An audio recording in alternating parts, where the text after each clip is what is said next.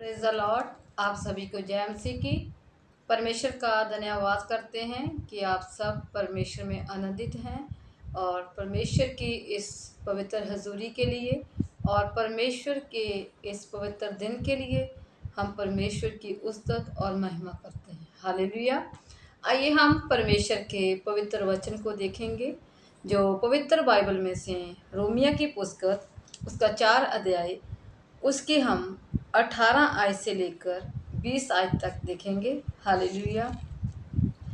उसने निराशा में भी आशा रखकर विश्वास किया, इसलिए कि उस वचन के अनुसार कि तेरा वंश ऐसा होगा कि वह बहुत सी जातियों का पिता हो।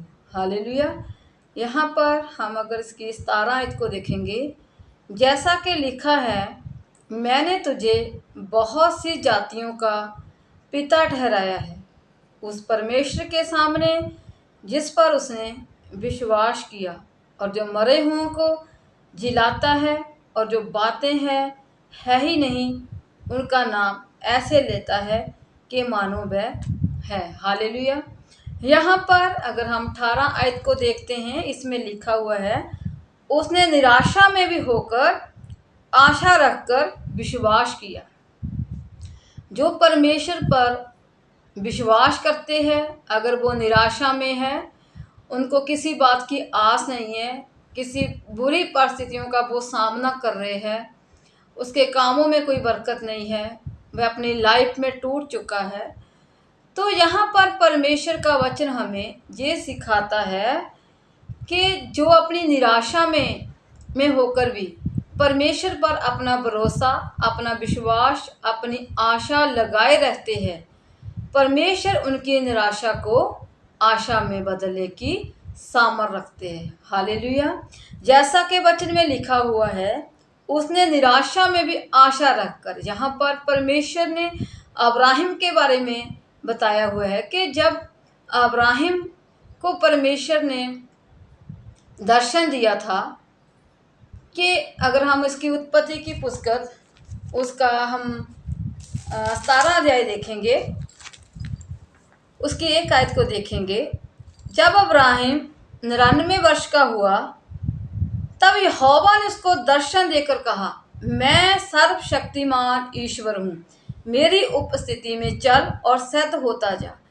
जो अब्राहिम था, जब उसको परमेश्वर ने दर्शन दिया था कि तू मेरी क्या कर, उपस्थिति में चलता जा, मैं ही तुम्हारा सर्वशक्तिमान ईश्वर हूँ, तू मुझ में सिद्ध होता जा। परमेश्वर ने उसे दर्शन देकर ये बात बताई थी।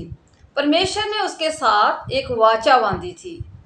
और वाचा क्या बांधी थी परमेश्वर ने उसके साथ? उसने कहा, मैं तुझसे वाचा बांधूंगा और तेरे वंश को अत्यंत बढ़ाऊंगा। हालेलुया। यहाँ पर जो अब्राहिम है वो 99 वर्ष का था और परमेश्वर ने उसके साथ ये वाचा बांधी थी कि मैं तुम्हारे वंश को बढ़ाऊंगा। लेकिन वो सोचता, कब मेरी इतनी एज हो गई है, अब मुझसे संतान, मैं इतना, मेरा जो मेरी शरीर है वो इतना बूढ़ा हो गया है कि मैं कैसे संतान को उत्पन्न कर सकता हूँ। सारा जो मेरी पत्नी है वह क्या है, वो एक बूढ़ी स्त्री है और उसे कैसे बच्चा वो जनेगी। तो यहाँ पर परमेश्वर ने उसके कहा था कि इब्राहिम, मैं तुम्हारे वंश को क्या करूँगा, अत्यंत बढ़ाऊंगा। और इब्राहिम ने मुंह के बल गिरकर उस परमेश्वर से जो बातें करता था और इस वाचा को जिसको परमेश्वर ने उसके साथ बांधी थी, उसी को क्या किया, उसने रिसीव किया, उसको एक्सेप्ट किया।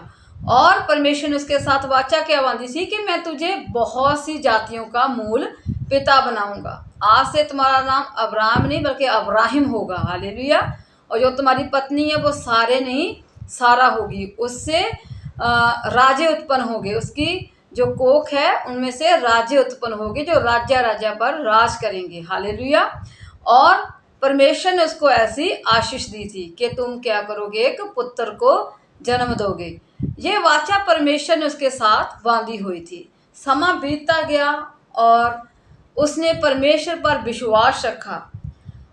जब वह उनको उम्मीद नहीं थी, उनको आशा नहीं थी कि इतनी हमारी एज हो गई है, अब इतनी एज में सारा कैसे एक पुत्र को, एक बेटे को या एक बच्चे को जन्म देगी। तो फिर भी उसने परमेश्वर पर विश्वास रखा। क्यों? क्योंकि परमेश्वर ने उसके साथ वाचा बांधी हुई थी। परमेश्वर ने उसके साथ वादा किया था कि मैं तुम्हारे वंश को क्या करूँगा, बढ़ाऊँगा। तो परमेश्वर ने क्या किया कि मैं तुझे जातियों का मूल पिता बनाऊँगा। परमेश्वर ने उसके साथ वाचा बांधी थी। परमेश्वर के उस वचन पर उसने विश्वास किया था। आज हम देखते हैं, अगर हमारे कामों में कुछ देरी है या हमारी परिस्थितियाँ बहुत सी बुरी है और हम कम हमारे काम काज में घटी है, तो हमें परमेश्वर के वचनों को अपनी लाइफ में रिसीव करना होगा, बाइबल को पढ़ना होगा। क्योंकि जो बाइबल है, पवित्र बाइबल है, उसमें से हमारी हर एक समस्या का हल है और वह हमारी हर प्रॉब्लम को सॉल्व करती है। जैसा कि अब्राहिम ने उस वाचा पर विश्वास किया कि परमेश्वर ने क्या किया था, मुझसे वादा किया था कि मैं तुम्हारे वंश को बढ़ाऊंगा। जब अब्राहिम, आगे हम 19 को देखेंगे, 100 वर्ष का था, तो उसको मरे हुए शरीर में और सारा के गर्भ की मरी हुई दिशा जानकर भी उसने विश्वास किया। वह निर्बल ना हुआ। उसे अब वो अपना जो शरीर उसको निर्बल समझता था। उसको समझता था जो मेरा शरीर है अब वो मर चुका है, जो सारा का शरीर है वो भी मर चुका है, अब हम बूढ़े हो गए हैं।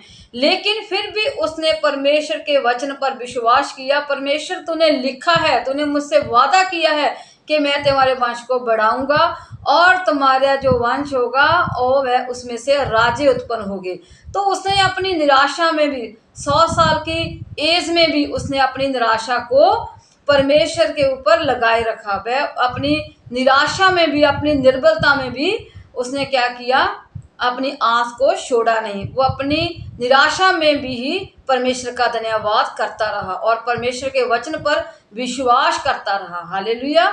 और अविश्वासी होकर परमेश्वर की प्रतिज्ञा पर संदेह नहीं किया। उसने ये नहीं कहा कि अब हमारी इतनी एज हो गई है, अब हमारे कुछ नहीं हो सकता। लेकिन उसने अविश्वासी होकर भी परमेश्वर पर विश्वास रखा। उसने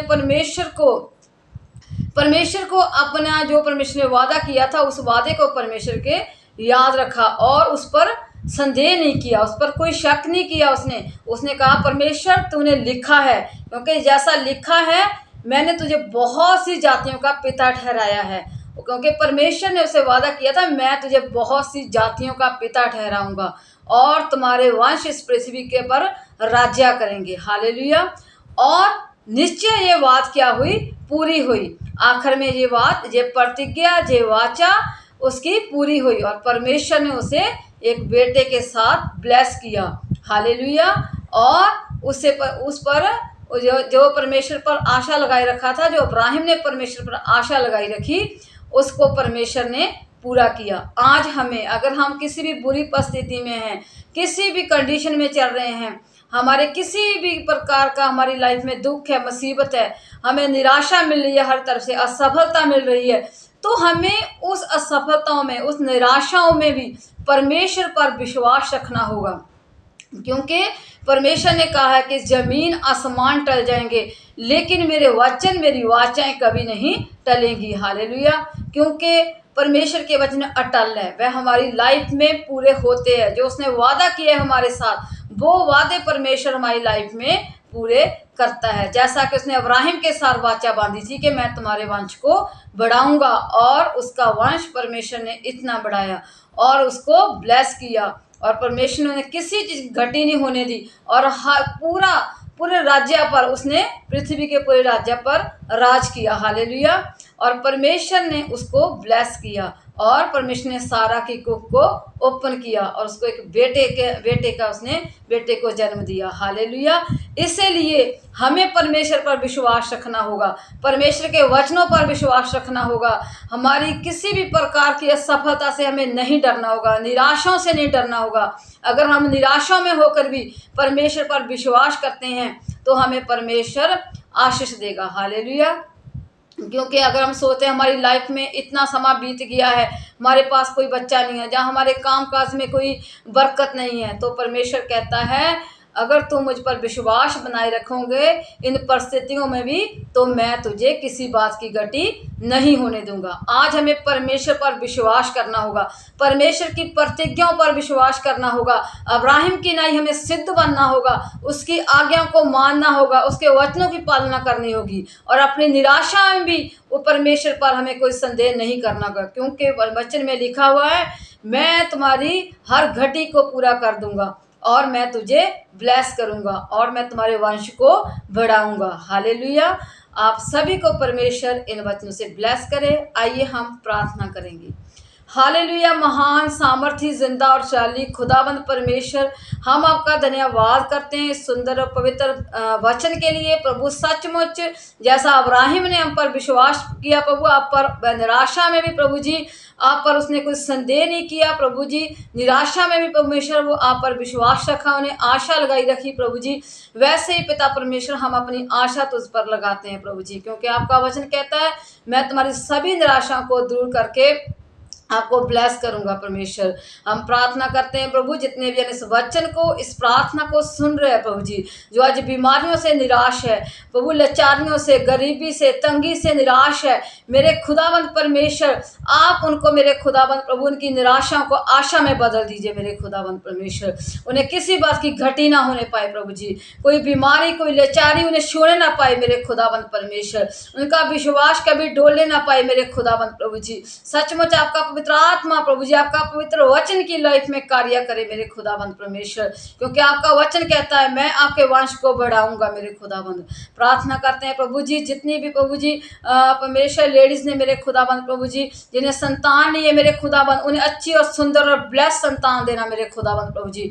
वे अपनी आशा प्रभु तुझ पर लगाए रखें प्रभु, अपनी आंखें तुम्हारी और लगाए रखें मेरे खुदावंद परमेश्वर। आपका सामर्थ्य वचन लोग की लाइफ में कार्य करे मेरे खुदा, आपके सामर्थ्य वचन की लाइफ में पूरी हो मेरे खुदावंद परमेश्वर प्रभु जी। और हम प्रार्थना करते हैं जितने जन बीमार है पिता परमेश्वर, उन्हें सभी बीमारियों से आजाद कीजिए मेरे खुदावंद परमेश्वर, हर नशों से आजाद कीजिए मेरे खुदावंद परमेश्वर। और जिन जो बिजनेस करते हैं जॉब करते हैं उनकी जॉब में बिजनेस में बरकत देना मेरे खुदावंद परमेश्वर, उन्हें ब्लेस करना, किसी बात की घटी ना होने पाए परमेश्वर। आपका सामर्थ्य हाथ और आपका सामर्थ्य वचन लोग की लाइफ में कार्य करे प्रभु जी।